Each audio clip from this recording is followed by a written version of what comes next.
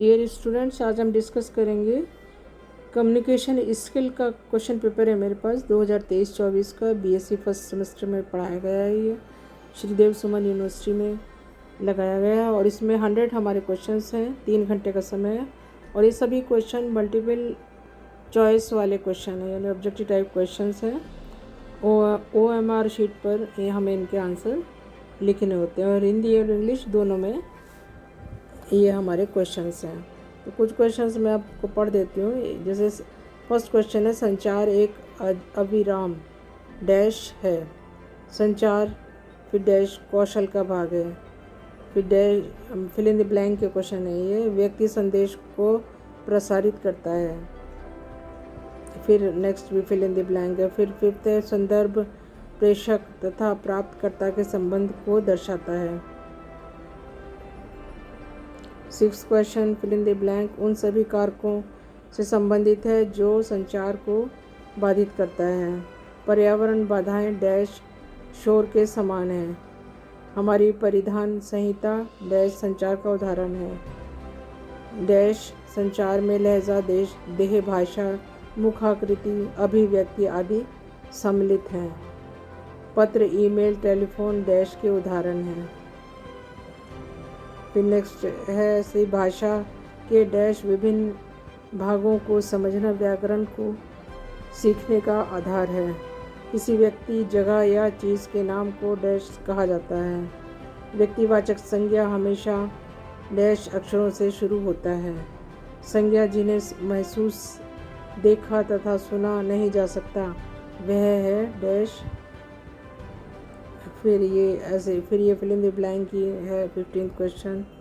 16th English version भी है student, वो भी मिक्स करके आप देख सकते हैं जैसे आपको समझ में आए। सभी संचार घटनाओं में डैश होता है। फिर नेक्स्ट है, शक्ति तथा हिंसा के मानवीकरण को डैश लिंग माना जाता है। मैं धीरे धीरे स्क्रॉल कर रही हूँ, साथ साथ भी आप इनको सॉल्व कर सकते हैं क्वेश्चंस को। 1928 आ गया। फिर 21वां क्वेश्चन है, मित्रों से बात करते समय संचार डैश कौशल पर ध्यान नहीं दिया जाता। अपनी संस्था के बाहर मौखिक प्रस्तुतिकरण में आपको पहले अपनी संस्था का डैश देना चाहिए। फिर 23rd क्वेश्चन है, 5th है। फिर नेक्स्ट 26th है, जैसे प्रस्तुतिकरण देने के लिए आवश्यक है कि कक्ष में उचित डैश हो, रोशनी, अंधेरा, विद्युत, इस तरह से। 27th है, डैश श्रवण का अर्थ बातचीत से सुनना। फिर 28वां, फिर 29th है, विस्मय सूचक चिन्ह क्या है। इसमें question mark, full stop, comma. फिर नेक्स्ट है 30th, डैश को मूल्यांकन श्रवण कहा जाता है। फिर 31वां क्वेश्चन, 32वां, 33, प्रभावकारी संचार के लिए इनमें से किसी को नहीं छोड़ना चाहिए। 34, 5th, संदेश का संकेतन और विकुटन दोनों भावनाओं से प्रभावित होता है। 36 है, 37, 38 फिल इन द ब्लैंक। 39 है, संचार की प्रक्रिया कब पूर्ण होती है। फिर डैश संचार का प्रथम शत्रु है। 41, 42, प्रभावपूर्ण संचार के लिए इनमें से कौन सा धर्मादेश नहीं है। फिर है डैश वक्ता श्रोता की आँखों में देखता है। इनमें से क्या घमंड को दर्शाता है।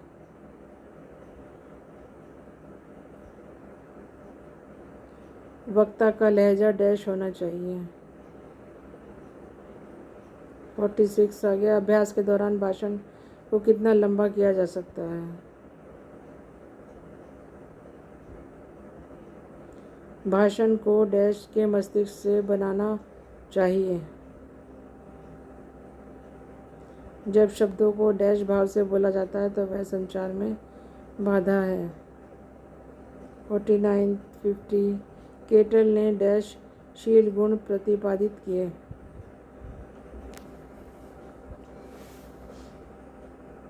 51 इनमें से कौन सा उद्देश्य व्यवहारिक आनुवंशिकी को सिखाता है? इनमें से कौन सी विशेषता उस व्यक्ति को व्यक्त करता है जो मास्लो के अनुसार आत्मबोधित है?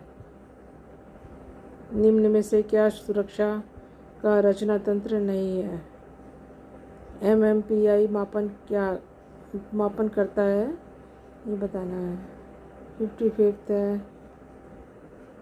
56 57 शोल्डन के द्वारा दिए गए लक्षण एक फुटबॉल खिलाड़ी को व्यक्त करता है। 59